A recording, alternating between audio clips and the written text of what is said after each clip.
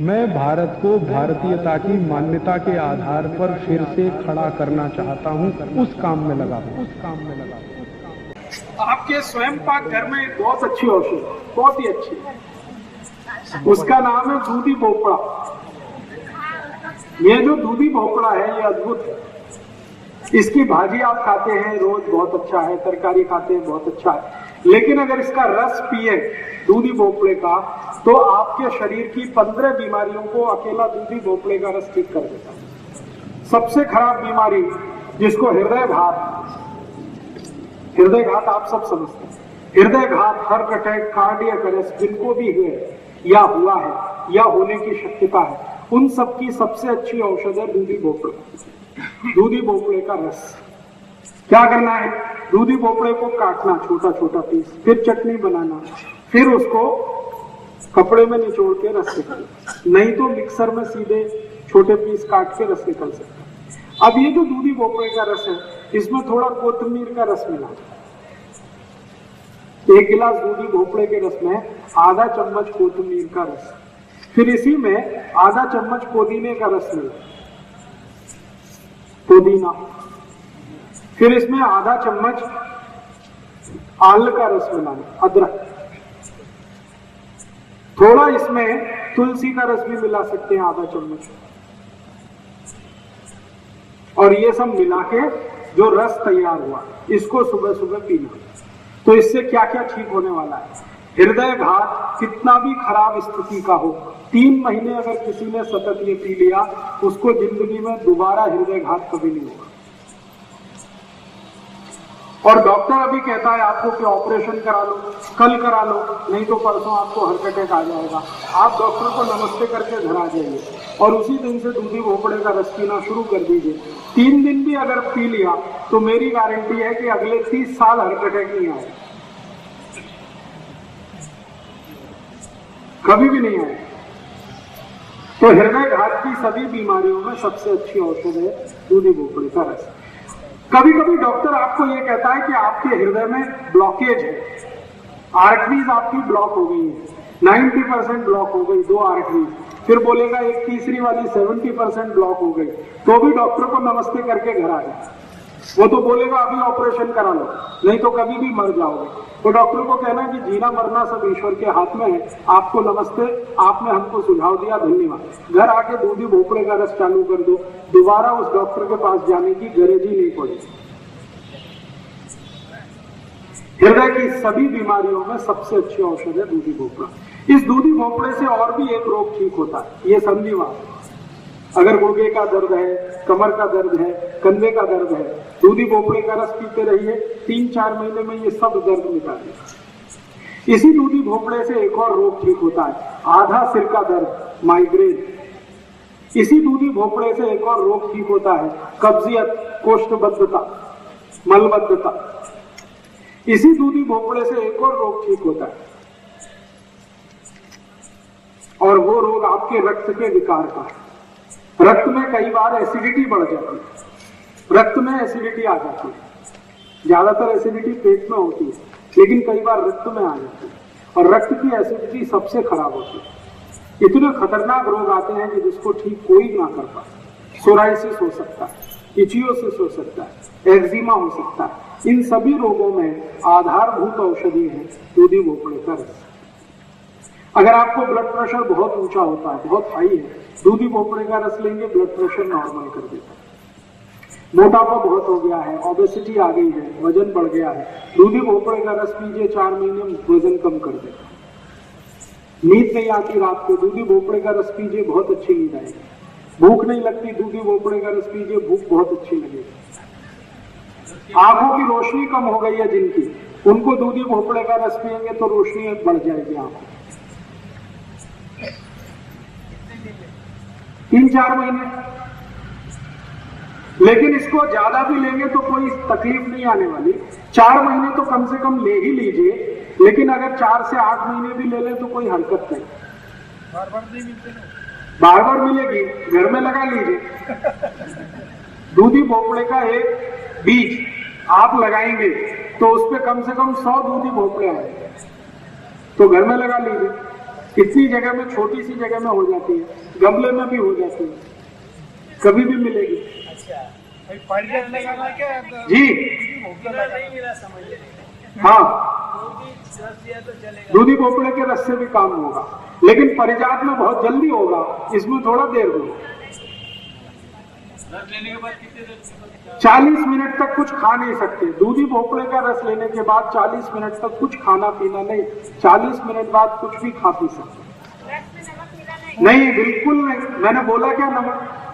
मैंने बोला कोतमीर का रस, मैंने बोला पुदीने का रस, मैंने बोला आल का रस। मैंने कभी नहीं बोला इसमें नमक मिलाना। अगर मिलाना होता तो मैं बोलता।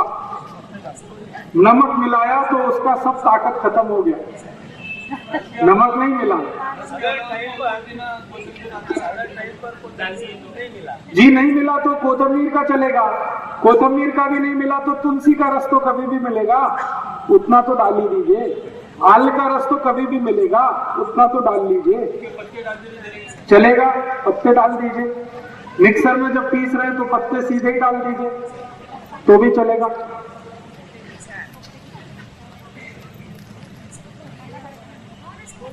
समझ में आया? दूधी भोपड़ा बहुत अद्भुत है।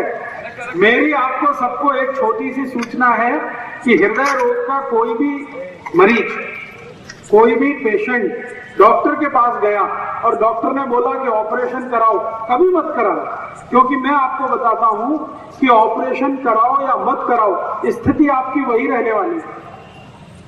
ऑपरेशन होने के बाद यही है कि 2-2.5 लाख रुपए डॉक्टर आपसे ले लेगा, गारंटी कुछ नहीं देगा, वो कहेगा अगले दिन भी हार्ट अटैक आ सकता है, तो क्या फायदा ऑपरेशन कराने से। और मैं आपको बताऊं, हृदय घात का ऑपरेशन करने वाले सब डॉक्टर अपना ऑपरेशन कभी नहीं कराते, वो खुद दूधी भोपड़े का रस पीते, कभी नहीं कराते, क्योंकि उनको माहिती है ऑपरेशन के बाद भी ठीक कुछ नहीं होता।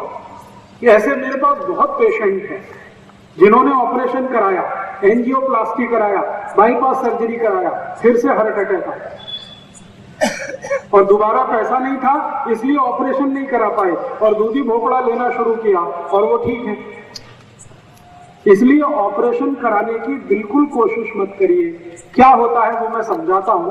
डॉक्टर करता क्या है, हृदय को रक्त देने वाली जो वाहिकाएं हैं, जिनको आर्टरीज कहते हैं हम लोग अंग्रेजी में, उनमें एक स्प्रिंग डालता है डॉक्टर, और वो स्प्रिंग वही होती है जो बॉल पेन में आपने देखी, बॉल पेन में एक स्प्रिंग देखिए, वही स्प्रिंग है, उसको अंग्रेजी में स्टंट कहते हैं।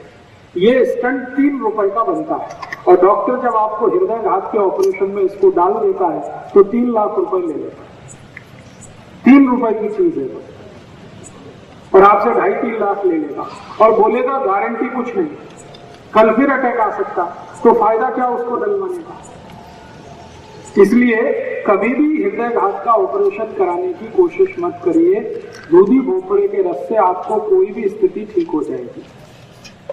मुफ्त की दवा है, ज्यादा खर्चा नहीं आएगा। अलग-अलग प्रकार के, हाँ बहुत अच्छा प्रश्न। भोपड़े कम से कम 2 प्रकार के तो मैंने देखे, एक तो गोल होता है और एक लंबा होता है। ये जो लंबा वाला है ये सबसे अच्छा है, तो लंबा वाला जो भोपड़ा है उसका रस सबसे अच्छा है। गोल वाला जो है इसको ज्यादा अच्छा नहीं मानते। बीज निकलता है, कभी निकलता है, कोई मिलता है। हाँ, अगर बीज कम होगा तो सबसे अच्छा होगा, और कड़ू है तो उसको प्रयोग कम करिए। कड़ू वो तब होता है जब पक जाता है। पका हुआ दूधी भोपड़े का रस ज्यादा अच्छा नहीं माना जाता। कच्चा हो एकदम, तो उसकी पहचान कैसे करना, एक दूधी भोपड़ा हाथ में लीजिए, उसमें नाखून लगाइए, तो आसानी से नाखून अगर घुस गया तो वो बहुत अच्छा है, और नाखून घुस नहीं रहा है तो बिल्कुल बेकार है।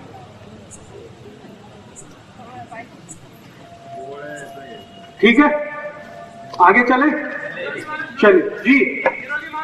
निरोगी मानस भी इसका रस पी सकते, बहुत अच्छे से पी सकते। अगर निरोगी मानुष इसको पिएंगे तो क्या होगा, शरीर के अंदर जितनी भी टॉक्सिक वेस्ट को क्या कहना चाहिए, विजातीय द्रव या विजातीय तत्व जो शरीर के अंदर घुसे हुए हैं, जिसको जहर कहा जाता है, दूधी भोपड़े का रस इस पूरे जहर को पेशाब के रास्ते निकाल देता है। ये शरीर की ऐसी सफाई करता है जैसे कोई नहीं कर सकता। बहुत अच्छी सफाई करता है, रक्त की सफाई करता है, जॉइंट्स जितने भी हृदय के आसपास के वहां सफाई करता है, शरीर के जितने भी जॉइंट्स है वहां सफाई करता है, बहुत अच्छा सफाई करता है। जैसे किसी गाड़ी को ओवर हालिंग करते हैं ना, वैसे दूधी भोपड़ा शरीर के अंदर की ओवर हालिंग करते हैं।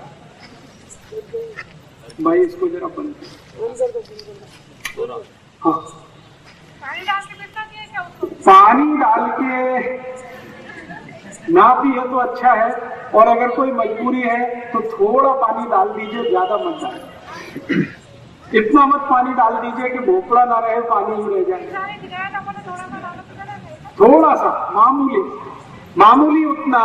जब आप उसको पीस रहे हैं तो थोड़ा पानी तो लगेगा, बिना पानी के पिसेगा नहीं, उतना पानी।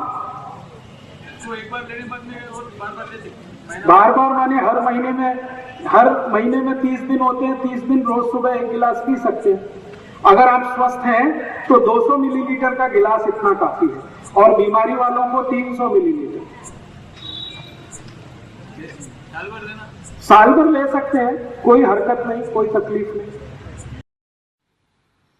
दोस्तों, सबसे पहले तो चैनल सब्सक्राइब करें, फिर लाइक, कमेंट और शेयर करें, और हाँ, हमारा एंड्रॉयड ऐप डाउनलोड करना ना भूलें।